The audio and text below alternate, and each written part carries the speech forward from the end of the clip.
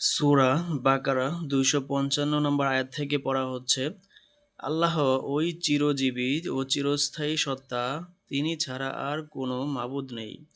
তিনি ঘুমান না, এমনকি তার ঘুমের ভাবও হয় না। আসমান ও জমিনে যা কিছু আছে সবই তার। কে আছে যে তার অনুমতি ছাড়া তার দরবারে সুপারিশ করতে পারে? যা কিছু বান্দাদের সামনে আছে তাও তিনি জানেন, আর যা তাদের অগোচরে আছে তাও তিনি জানেন। যা কিছু তার জ্ঞানের মধ্যে আছে তা থেকে কিছুই তাদের আয়ত্তে আসতে পারে না। অবশ্য কোনো বিষয়ের জ্ঞান যদি তিনি নিজেই কাউকে দিতে চান তাহলে আলাদা কথা।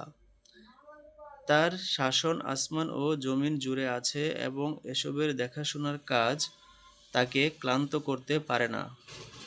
তিনি মহান ও শ্রেষ্ঠতম। দ্বীনের ব্যাপারে কোনো জোর জবরদস্তি নেই। সঠিক কথাকে ভুল ধারণা থেকে ছাঁটাই করে আলাদা করে রাখা হয়েছে। এখন যে কেউ তাগুতকে অস্বীকার করে আল্লাহর উপর ঈমান এনেছে, সে এমন মজবুত রশি ধরেছে যা কখনো ছিঁড়বে না। আল্লাহ সবকিছু শুনেন ও জানেন। যারা ঈমান আনে আল্লাহই তাদের অভিভাবক ও সাহায্যকারী।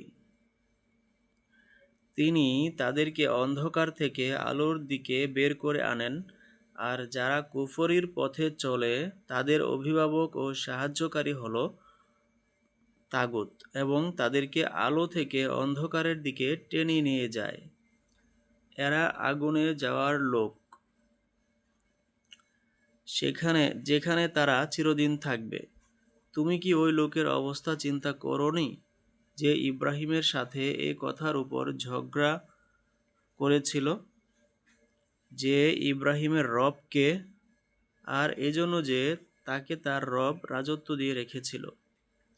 যখন ইব্রাহিম বললেন, তিনিই আমার রব, যার হাতে হায়াত ও মৌতের ক্ষমতা আছে, তখন সে জবাব দিল, হায়াত মৌত তো আমার হাতে। ইব্রাহিম তখন বললেন, আচ্ছা, তাহলে আল্লাহ তো পূর্ব দিক থেকে সূর্য ওঠান, তুমি একটু তাকে পশ্চিম দিক থেকে ওঠাও তো। একথা শুনে সত্যের দুশমন চুপ হয়ে গেল। আল্লাহ জালিমদেরকে সঠিক পথ দেখান না। অথবা উদাহরণস্বরূপ ওই লোকটির দিকে দেখো, যে এমন এক বস্তি পার হয়ে যাচ্ছিল যা ধ্বংসস্তূপে পরিণত হয়েছিল। সে বলল, এ জনপদটি ধ্বংস হয়ে যাওয়ার পর আল্লাহ একে কেমন করে আবার জীবিত করবেন?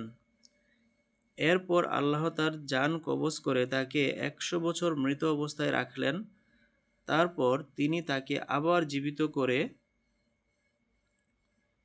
জিজ্ঞাসা করলেন, বলো তো, তুমি কতদিন পড়েছিলে? সে বলল, একদিন বা কয়েক ঘন্টা পড়েছিলাম হয়তো।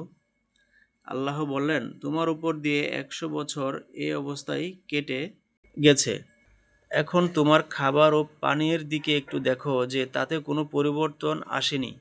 অপরদিকে তোমার গাধাটির দিকে দেখো, আর আমি এই উদ্দেশ্যে এমন করেছি যাতে আমি তোমাকে মানুষের জন্য একটা নিদর্শন বানিয়ে দিতে পারি। তারপর দেখো, হাড্ডিসার এ কঙ্কালকে আমি উঠিয়ে কিভাবে তাতে গোস্ত লাগিয়ে দেই। এভাবে যখন আসল সত্য তার সামনে একেবারে পরিষ্কার হয়ে গেল, তখন সে বলে উঠল, আমি জানি যে আল্লাহ সবকিছুর উপরই ক্ষমতাবান।